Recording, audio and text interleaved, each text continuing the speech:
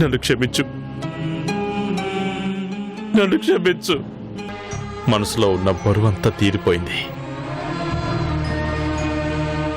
నా తమ్ముడు నన్ను క్షమించాడు. ఇక చందు కూడా క్షమిస్తే అంతే చాలు. ముందు లేవండి చెప్తాను.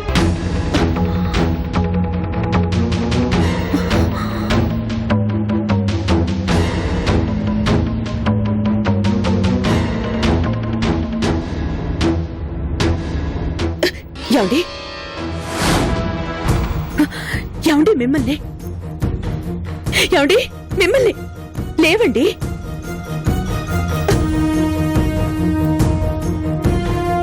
ఏమండి కృష్ణ, కృష్ణ, కృష్ణ. ఏమైంది వదినా? మీ అన్నయ్య. అన్నయ్య, అన్నయ్యకి ఏమైంది వదినా? ఏమో అర్థం కావడం లేదు. ఎంత పిలిచినా పలకడం లేదు. ఒళ్ళంతా చల్లగా అయిపోయింది. నాకు భయంగా ఉంది కృష్ణ.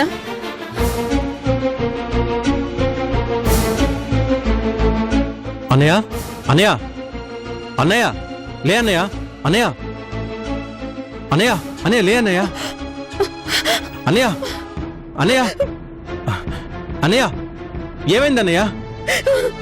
కృష్ణ, అన్నయ్య, అన్నయ్య లే అన్నయ్య, అన్నయ్య. కృష్ణ ఏమైంది కృష్ణ? అన్నయ్య, అన్నయ్య. ఏమండి కృష్ణ? అన్నయ్య, అన్నయ్య, అన్నయ్య లే అన్నయ్య, అన్నయ్య, అన్నయ్య లే, అన్నయ్య, అన్నయ్య, అన్నయ్య, అన్నయ్య.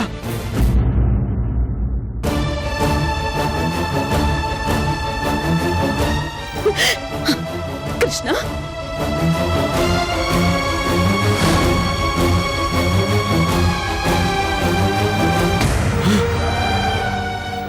కృష్ణ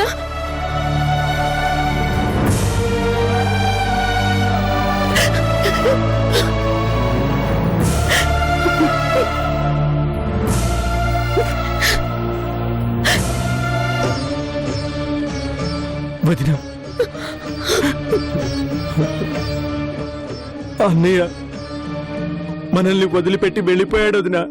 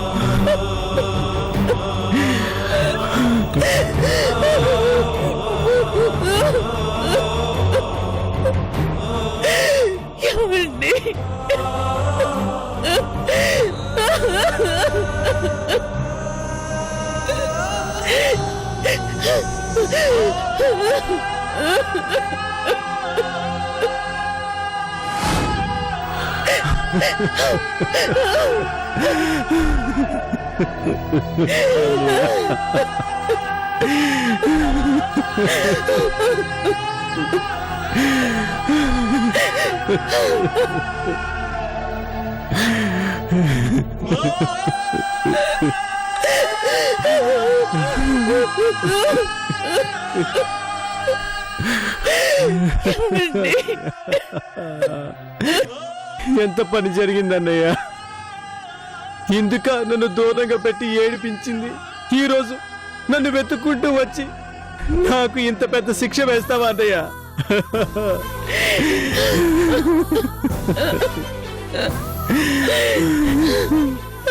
అయిపోయింది వదినా.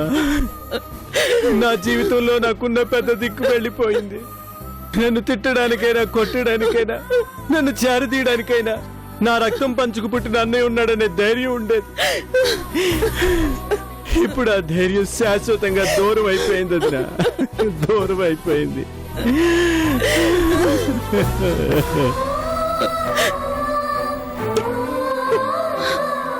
లేదంటే చందు మీద నింద వేసినందుకు మీ ప్రాణం తీసేదాన్ని. మీలాంటి మనిషిని కట్టుకుని ఇంతకాలం ఎలా కాపురం చేశానా అని నా మీద నాకే అసహ్యంగా ఉంది. నా దృష్టిలో మనిషిగా మీరెప్పుడు చచ్చిపోయారు. మీ అన్నయ్య చనిపోలేదు కృష్ణ, నేనే చంపేశాను.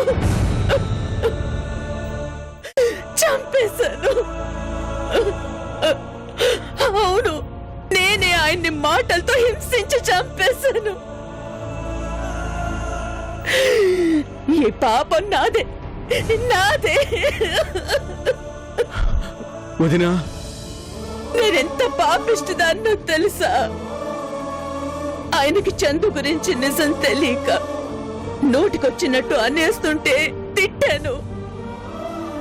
ఆవేశం ఆపుకోలేక అనరాని మాట అనేశాను. ఆ మాటలకి ఆయన మనసు బాగా గాయపడింది. ఆ బాధ ఆయన చంపేసింది. ఆయన చెడ్డ మార్గం పట్టిన మనిషే గాని చెడ్డ మనిషి కాదని తెలిసి కూడా నోటికొచ్చినట్టు వాగేశాను. చందు పరిస్థితి చెప్పకుండా ఉన్నా బాగుండేదేమో కృష్ణ. తప్పు చేశాం వదినా, నిజంగా తప్పు చేశాం.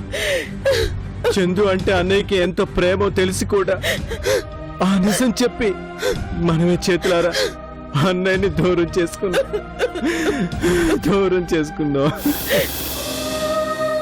నిజం తెలిసాక ఎంత కుమిలిపోయాడో చూసావు కదా వదినా. ఇన్నేళ్ల కోపాన్ని ద్వేషాన్ని అన్నీ మర్చిపోయి ఎంత ఆత్మీయంగా పలకరించాడు, ఎంత ఆదరించాడు. ఆ దేవుడు నాకే ఎందుకింత ద్రోహం చేస్తాడో అర్థం కావడం లేదు. చందు విషాదాన్ని ఎలా తట్టుకోవాలని తల్లడిల్లిపోతుంటే అంతకు మించిన విషాదాన్ని తెచ్చిపెట్టాడు వదినా. మిమ్మల్ని నేనే చంపేశానండి. నేను పాపాత్మురాల్ని.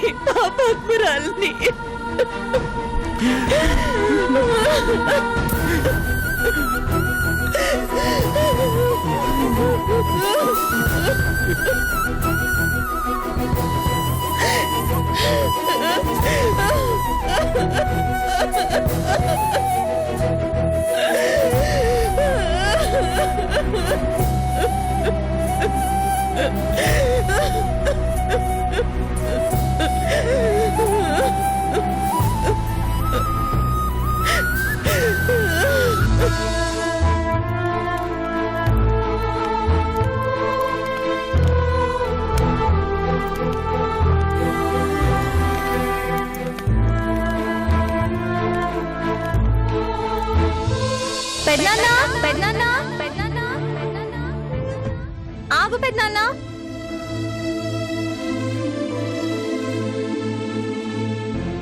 ఏంటి పెద్దనాన్న, చెప్పా పెట్టకుండా అలా వెళ్ళిపోతున్నారు?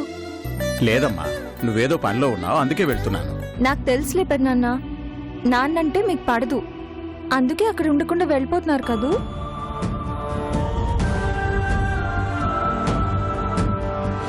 అదేం లేదమ్మా. నాకు తెలుసు పెద్దనాన్న, నువ్వు వచ్చింది నా కోసమే.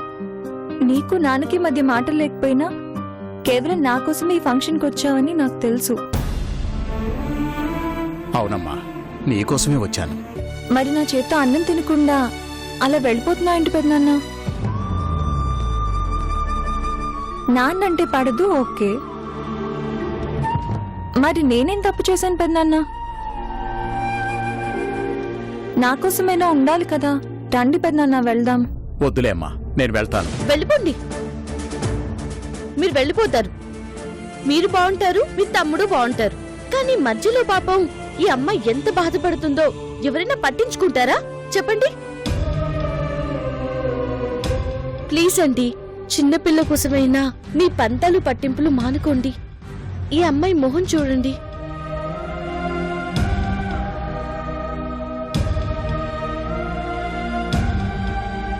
ప్లీజ్ పెద్దనాన్న, రండి పెద్దనాన్న,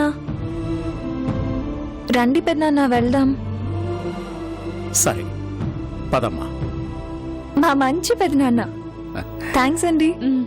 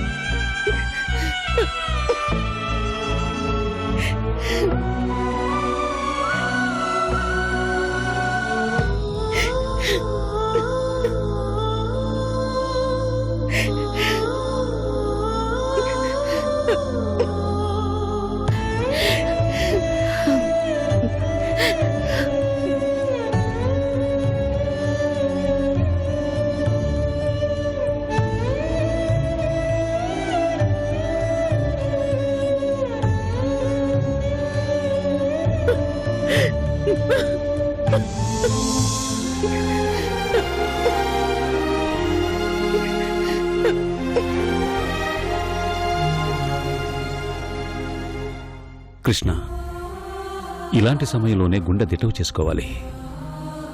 అదిగో చూడు, మీ వదిన ఎలా ఏడుస్తోందో. ధైర్యం చెప్పాల్సిన వాడివి నువ్వే. ఇలా అయిపోతే ఎలా చెప్పు? కృష్ణ, మీ అన్నయ్యలో నిజంగా రియలైజేషన్ వచ్చి ఉంటుంది. జరిగినవన్నీ తలుచుకుని ఉండి ఉంటాడు. తను చేసిన తప్పులు తనని ఇబ్బంది పెట్టాయి. అందుకే అలా హార్ట్ అటాక్ వచ్చింది. ఆ దేవుడు కొంచెం అవకాశం ఇచ్చి ఉంటుంటే ఖచ్చితంగా మీ అందరినీ చేరదీసేవాడు. ఏం చేస్తాం, మనకు ఆ అదృష్టం దక్కలేదు.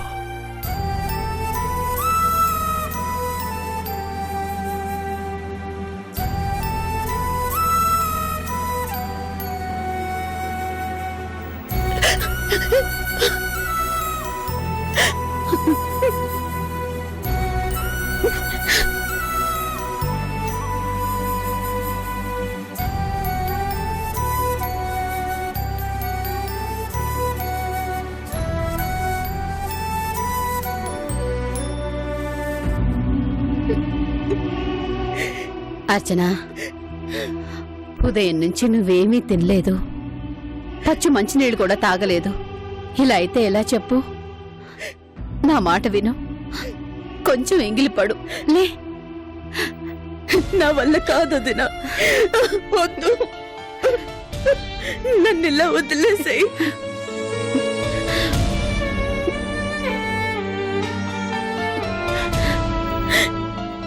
ఆయన్ని తిట్టాను, చాలా మాటలన్నాను. నా మాటలే ఆయన్ని బలి తీసుకున్నాయి.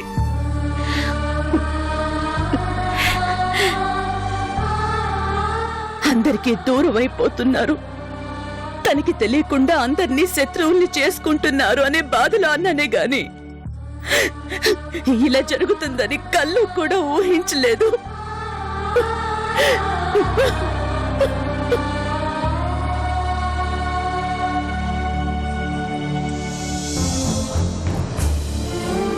తప్పేదైనా ఉంటే అది నాదే వదిన. అన్నయ్య చనిపోవడం వెనుక పాపం నాది. అన్నయ్య వెళ్ళిపోయి చాలా పెద్ద శిక్ష వేశాడు. అటు చందుకే నేను అవసరం లేదనుకుంటే ఇటు అన్నయ్య కూడా కాదని దూరం అయిపోయాడు. ఇంతకాలం అన్నయ్య నా తండ్రి, గురువు, దైవం అనుకునేవాణ్ణి. ఆయనే నాకు శిక్ష వేసి వెళ్ళాడు. ఇప్పుడు మిగిలిన అమ్మను కూడా పోగొట్టుకోలేను వదిన. కృష్ణ,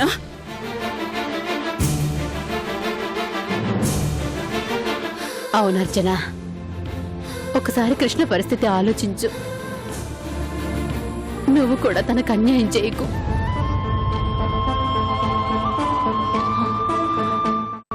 అమ్మ అర్చన, మనందరం కలిసి కృష్ణని కాపాడుకోవాలి. చందుని వెతకాలి. అందరూ కలిసి ఇదే ఇంట్లో హాయిగా కలిసిమెలిసి ఉంటే నిజంగా రాంప్రసాద్ ఆత్మ శాంతిస్తుంది. నా మాట వినమ్మా, వచ్చి భోంచేయమ్మా ప్లీజ్. ఏమా, అర్చన తీసుకెళ్ళు. రా అర్చన.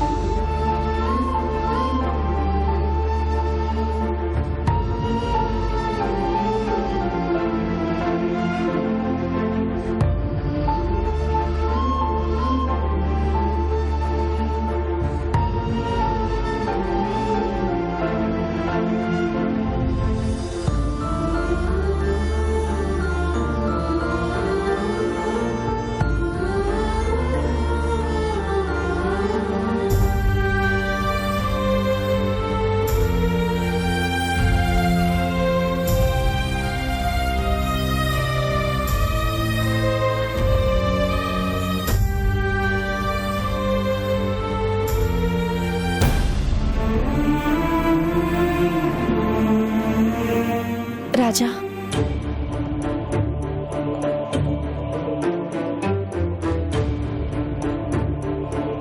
ఏంటి రాజా ఆ కన్నీళ్ళేంటి?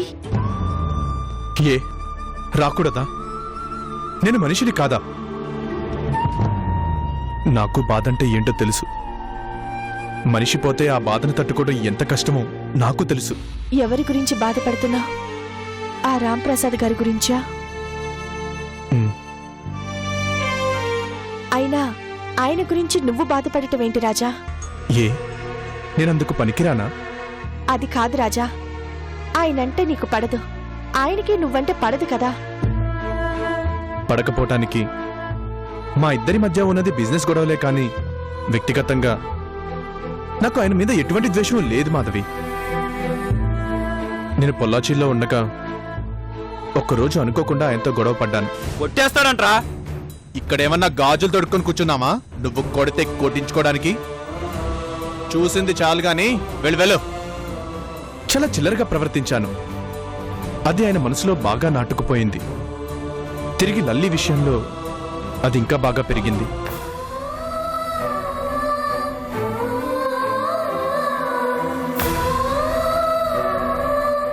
ఆయన మనసులో నేను ఒక రౌడీని, అల్లరి చిల్లరిగా తిరిగే ఒక తిరుగుబోతుని. మనుషులు పోయాక గాని వాళ్ళ విలువ తెలియదు అంటారు. ఆయన ఉన్నంతకాలం గొడవలు కొట్లాట్లు తప్ప గతాన్ని గుర్తు చేసుకునే అవకాశం నాకు రాలేదు. ఆయన ఆలోచించలేదు. ఈరోజు అవన్నీ గుర్తొస్తుంటే మనసంతా చాలా వెల్తిగా అనిపిస్తుంది మాధవి.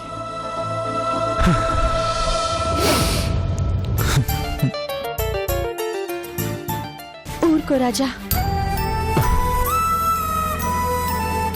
నాకు తెలియకుండా నేను ఆయన్ని చాలా హర్ట్ చేశాను మాధవి. లేకపోతే ఆయన నన్ను ఎందుకు అంత శత్రువులా చూసేవారు? ఆ రోజు నాకు అర్థం కాలేదు. ఈరోజు తెలుస్తుంది. వయసులో పెద్ద మనిషి అని కూడా ఆలోచించకుండా అనగతొక్కాను. మంచి స్థాయిలో ఉన్న వాళ్ళని కిందకి లాగాను. మరి కోపం ఉండదా? ఉంటుంది. ఏంటో అలా జరిగిపోయింది. తప్పు చేశాను మాధవి. అందుకే రాజా, ఏ గొడవైనా ఏ శత్రుత్వం అయినా ఏదో ఒక చోట ఆగాలి. లేదంటే సరిదిద్దుకునే అవకాశం లేనంతగా తప్పులు జరిగిపోతాయి.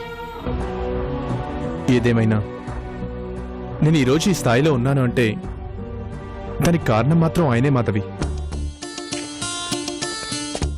అవును మాధవి, జీవితంలో ఒక వ్యక్తి పైకెదిగాడు అంటే దానికి కారణం తన మిత్రుల కంటే పరోక్షంగా శత్రువే చాలా సహాయం చేస్తాడు. అదేలా రాజా? మన స్నేహితుడు మన పక్కనే ఉంటే కింద పడితే పట్టుకుంటాడనే నమ్మకం కలిగిస్తాడు. ఎప్పుడు పడిపోతే అప్పుడు అనగదొక్కేస్తాడన్న భయాన్ని కలిగిస్తాడు. ఆ భయం మనిషికి జాగ్రత్త అంటే ఏంటో నేర్పిస్తుంది, మెలకువలు నేర్పిస్తుంది, మనం ఎదగడానికి సహాయపడుతుంది. ప్రతి క్షణం మనల్ని అప్రమత్తం చేసే ఒక గొప్ప వరమేంటో తెలుసా? అలాంటి ఒక ప్రియమైన శత్రువు ఉండటం. ఏదైతేనే ఆ అధ్యాయం ముగిసిపోయింది.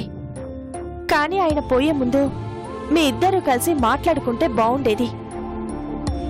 మీ ఇద్దరి మధ్యన సత్సంబంధాలుండుంటే అర్చన గారు చాలా సంతోషించేవారు. మన చేతుల్లో ఏం లేదు మాధవి. నేను బాగా చూసినా ఆయన నన్ను శత్రువులానే చూశాడు. ఆయన అలా చూడటం మొదలుపెట్టాక మళ్ళీ నేను ఆయన్ని మామూలు మనిషిగా చూడలేకపోయాను. అలాగే రోజులు గడిచిపోయాయి. చివరకు మనిషే లేకుండా పోయారు.